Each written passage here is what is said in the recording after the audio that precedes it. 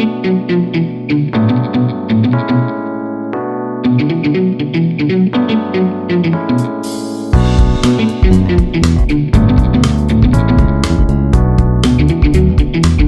now, joined by Eli Lederman. He joins us. Eli, national recruiting plus college football reporter with ESPN with us on 365 Sports.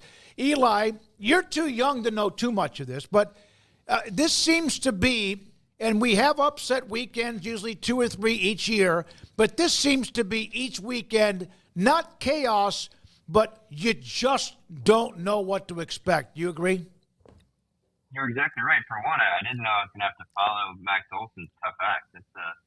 That's a big act to follow, but you are exactly right. I mean, we're not only getting, obviously this is the whole point of conference realignment, for all the bad you could say it's done, tearing down historic conferences, all that, and that has taken its toll. This is what we did it for, right? It was for these big matchups we're getting every weekend, but we're also getting matchups that are great that we wouldn't have expected, and matchups that, even going into Saturday that we won't know are going to turn into some of the best ones. I mean, I think you look up and down the top 25 and, whether it's Notre Dame, Navy, wouldn't have predicted that would have been a big one at the start of the year. Texas, Vanderbilt, I still feel pretty good about the Longhorns despite last weekend, but Vanderbilt has shown us that, they can keep things interesting. And I think you just look up and down that national schedule and it feels like even more than ever in college football, the beauty of it has always been the chaos. It's even more chaotic than ever, and in that sense, more fun than ever this fall. Notre Dame and Navy play this week. And if you looked at Notre Dame's schedule at the beginning of the year, you'd have been like, okay, they have Army and Navy.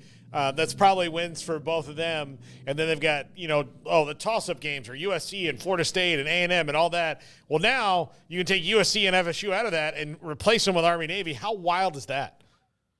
It's unbelievable. Again, talk about unpredictable. And some of that, too, I guess, goes into, the portal world. I think Florida State's the perfect example this year of how you can get it wrong with the portal and how we can all be wrong about these teams going into the year. But no one would have predicted this with Navy, with Army, and both of those schools. Obviously, always going to be tied together. They're headed for, what could be a pretty fascinating finish if they can both finish up top of their conference, maybe playing for a title game, and then a couple weeks later playing their traditional annual game. But Navy has totally revamped its offense. We know what they've been about, and they haven't changed what they've been about, but they kind of took a dive in the last 3-4 seasons in terms of the offensive production, and it's completely back. And they've got, one of the nation's top offenses this year. So does Army.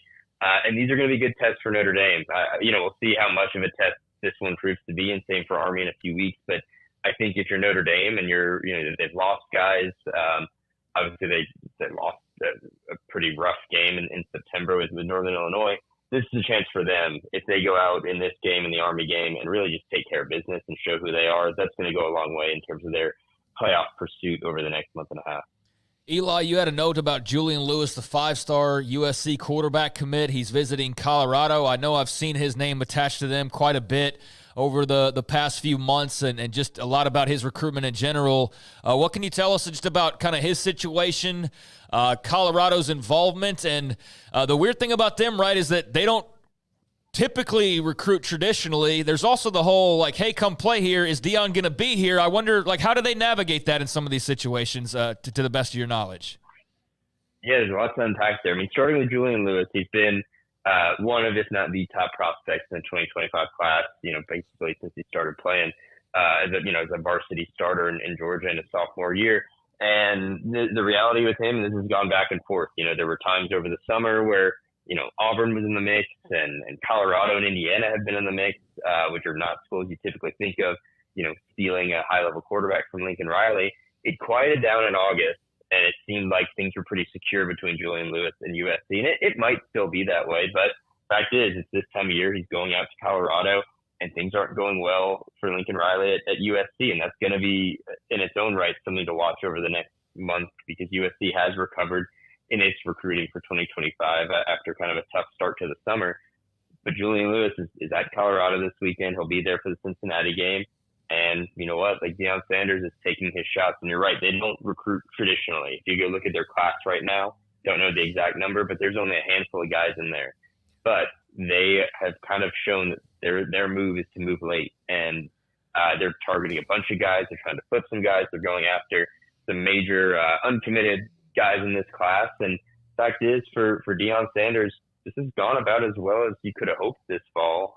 For all the people who were maybe predicting it would be a disaster. They're 5-2, right, going into this weekend, and so they position themselves to attack here late in the cycle, which seems to be their strategy. And there is no bigger target of theirs than Julian Lewis. Eli, Alabama, despite what has been a rough start after a great win against Georgia, I saw a note. I think you say they're number one right now when it comes to who they are as a class. Have you seen any cracks in the armor of Kalen DeBoer in the 2025 Alabama class? I don't think so, and that's where, for one, Kalen DeBoer and Courtney Morgan, the general manager they've got at Alabama with him, came from Washington.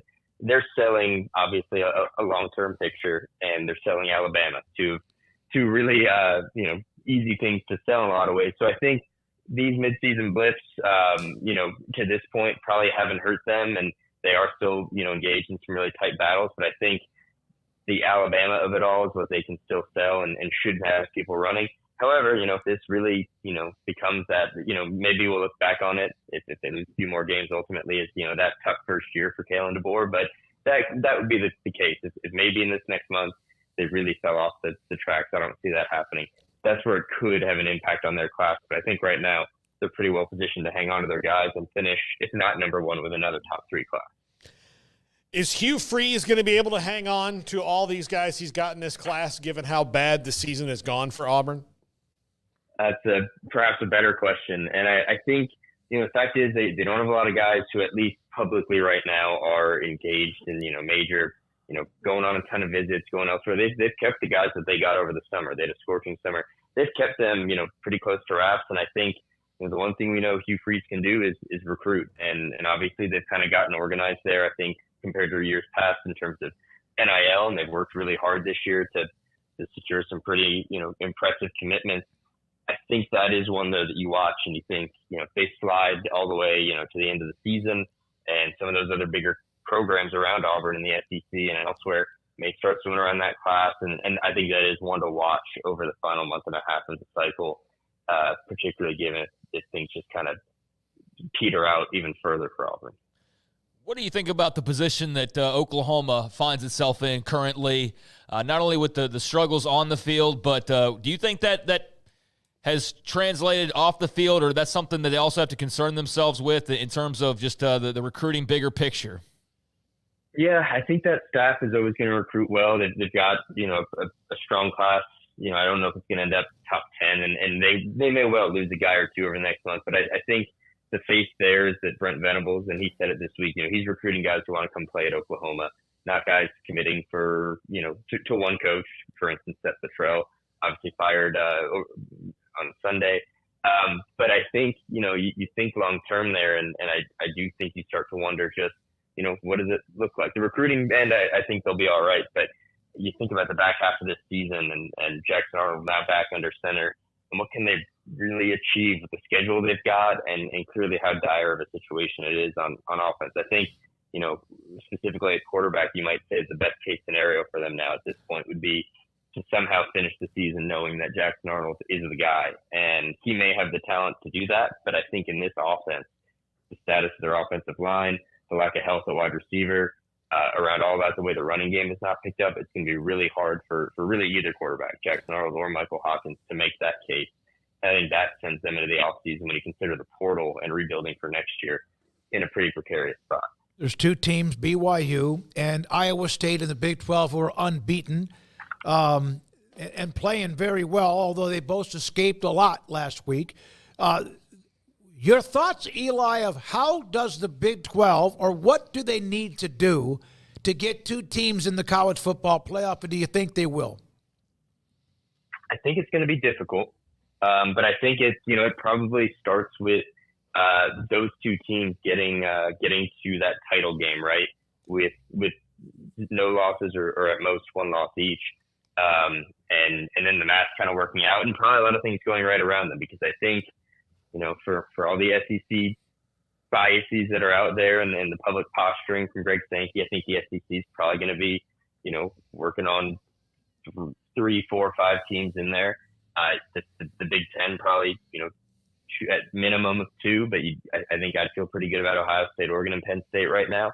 And you're going to have, I think the ACC's got a few contenders. I think the group of 5, the Big 12 should be concerned about getting 2 teams in. It should also probably be concerned lightly. I think that would have to go right for this to work, let's say for Boise State, but I think that group of 5 team could be pushing on the Big 12 even for those, those top 4 spots. And so I think the Big 12's probably still got its work cut out for it, but this is about as good a scenario I think as you could have with these 2 teams unbeaten at this point, and really, maybe they'll get in their own way, but in position to, get through the rest of the season, the regular season, to the title game unbeaten. That would be huge for the conference.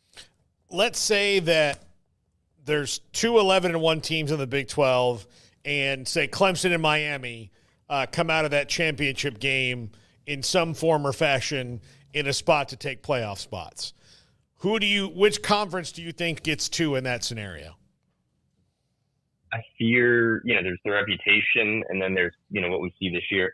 I think in that scenario, you'd probably wind up with the ACC getting the nod, right or wrong. But that's, again, where these, the BYU and Iowa State, and even from there, Kansas State, they probably don't not only need to win, but probably need to get some style points over the next 5, 6, 7 weeks into the playoff. And same can absolutely be said for everyone in the ACC, maybe outside of Miami, who I think a lot of people are sold on, even for the bits and pieces, especially defensively, that look a little rickety. But I think, fair or not, if the Big 12 and maybe those programs that, Iowa State and BYU are not nationally viewed in that prestige range, probably have to do some extra work. They're going to get 2 teams in, and that's, what's out there for them up ahead. Their schedules are relatively light, but I think, I don't know that Iowa State and BYU can get away with the games they had the past few weeks, even if they continue to win them, and hope that that's going to get them 2 teams and give them that edge if it is kind of a narrow finish for the playoffs. A game that got so many eyeballs, 12+ million, peaked, I think, at 14, Georgia, Texas, and Austin. Have you ever seen anything like what we saw? Fans have done some stupid things before, throwing things in the field. Tennessee did against Ole Miss in 21 or so. But just the turn of the events, the drama, and how all that went down? No, I mean, like you said, we've seen crazy stuff. We've seen fans throwing stuff on the field.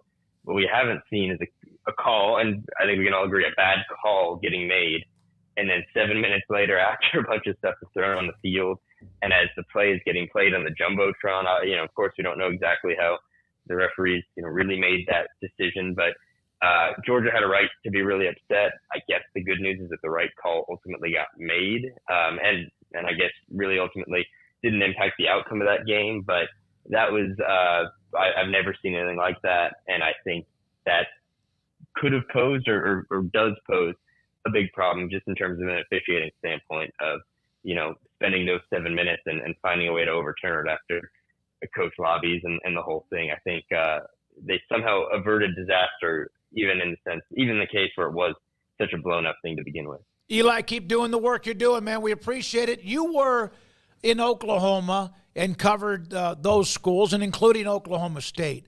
What do you see? They're playing Baylor this week. They played well last week, but they couldn't finish. The quarterback situation's a mess. Rangel's hurt. Bowman's back. We know the story, but how much do you think this is grinding on Mike Gundy and also Cowboys fans?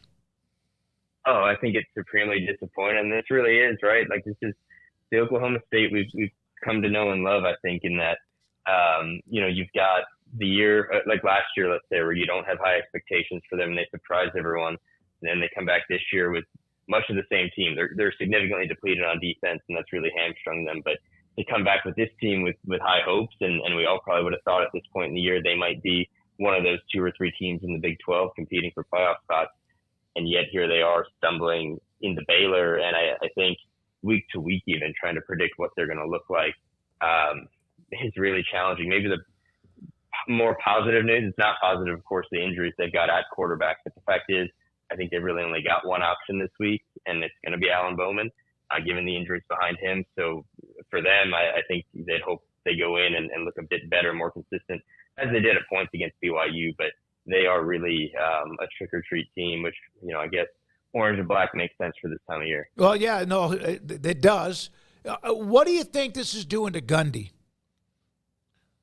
I think he's frustrated. I mean, which is an understatement, of course, but I think they were ready to move on with Garrett Rangel and whatever that was going to look like for the rest of this year. I mean, you could say, I guess, at this point, whether it's a lost season or, at least a drop down from the initial aspirations they would have had, but perhaps you could develop Garrett Rangel. To lose him to a broken collarbone, have to go back to Alan Bowman, who, I think Mike Gundy had been frustrated with the performances of Alan Bowman. And then now, you're burning these last 6-7 games on a guy that, is not going to be back next year. So there's not a developmental angle there. So I think there's frustration specifically at the quarterback position. And then on the whole, this is a year that hasn't gone to plan, and they don't have an especially strong recruiting class coming in next year. We know, Oklahoma State's trying to get more competitive in the NIL space and working in the portal. But I think, what's got to be frustrating is that on top of the performance this year, looking toward next year, there's not a lot to be excited about just right now. Where do Cowboys or Oklahoma State fans? They're not greedy, but they expect, because Gundy's won all the time. Where do you think they are? He's not going anywhere, and they're not forcing him out. Where do you think they are right now? I think, right or wrong, and I really don't know the right answer to this, is they're focused on Casey Dunn, offensive coordinator, right? I mean, the frustrations with him have, ranged back to, you mentioned I covered Oklahoma State, the 2021 season when they went to the Big 12 title game and lost to Baylor and just narrowly missed out on the playoff. Folks were upset then about the offense, and the offense was good back then.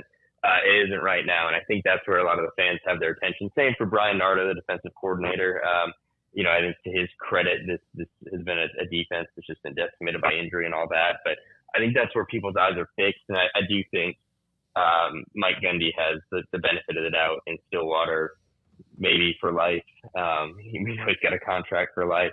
But I think that's where a lot of the fan base's focus is right now. Thank you, man. Appreciate it. Yeah, Eli, thank you. Appreciate your time. Great stuff. Eli Lederman covered Oklahoma State for a while, now works for ESPN.